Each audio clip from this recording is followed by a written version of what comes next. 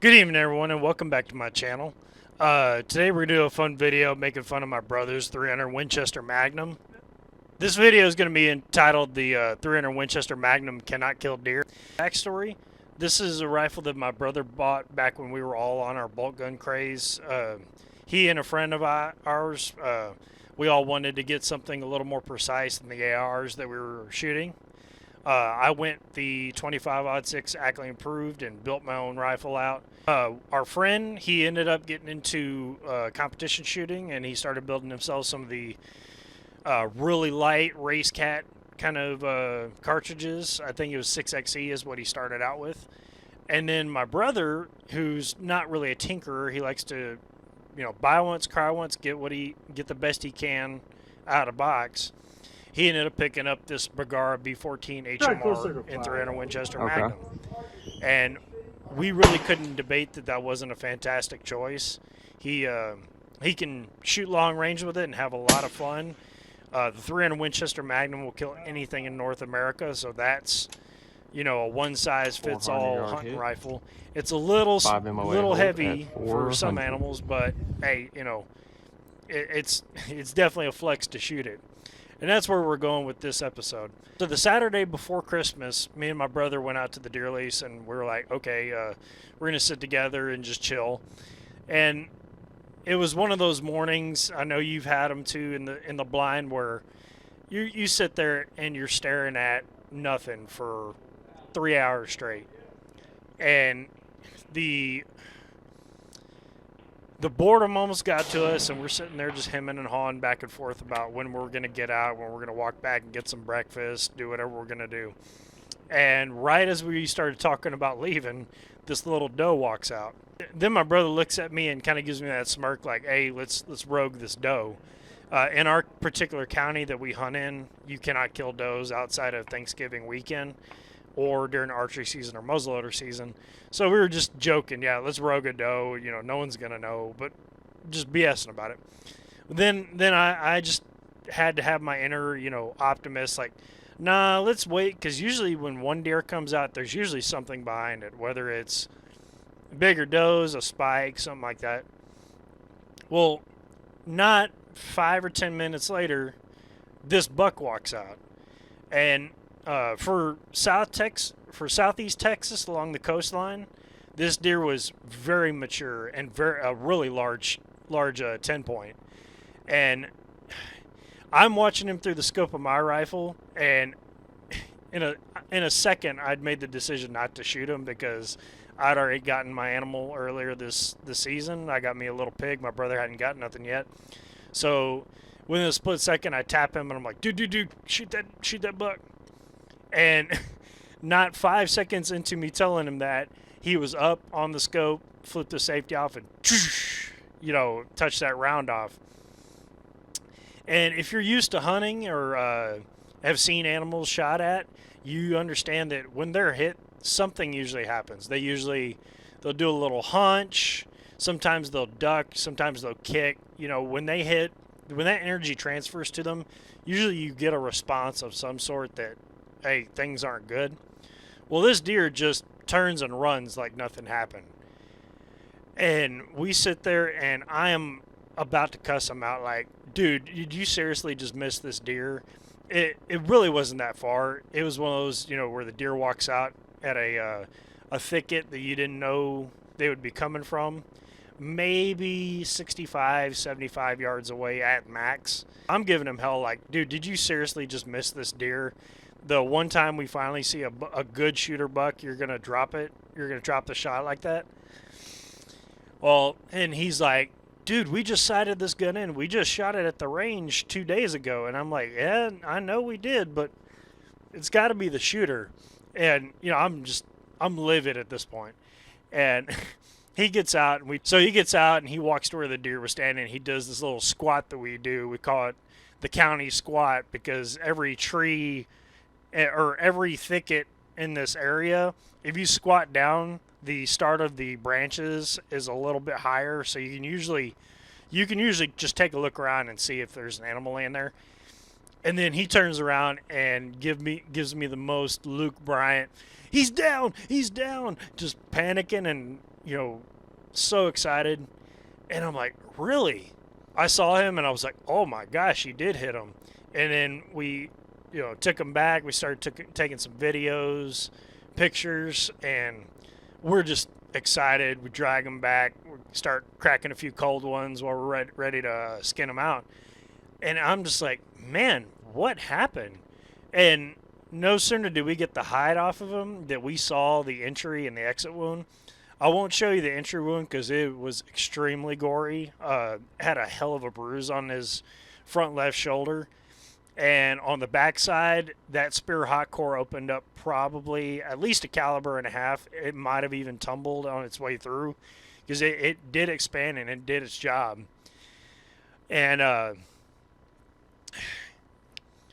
so I know the Western hunting craze and the long range hunting craze has got everybody thinking that they need something like a 300 Winchester Magnum, 300 PRC, 7 mag, 7 PRC, um, even something like a 6.5 PRC or one of these other hyper Magnum cartridges.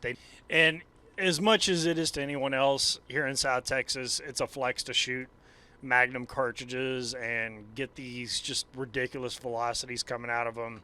And they do translate to impact on target, but you'll notice when you're shooting them or if you get a good strike on a deer, sometimes you may not get that blowing the birthday candle out effect. A lot of times these deer are strong, or animals are strong. They have a lot of adrenaline, a lot of internal strength, and just because you don't see that deer roll because you shot them with the hottest, fastest cartridge, don't get disappointed if you buy into one of these cartridges and that happens. And you might be much better off in these areas with a 30-06 or a 25-06, 6.5 Creedmoor or something like that.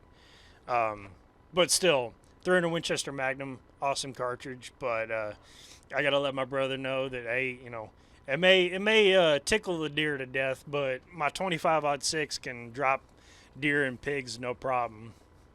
Well, I really appreciate y'all for watching. Stay tuned. We're gonna have a New Year's update, and I'll see y'all on the other side of the 2025. Thank you very much. Have a good one. Goodbye.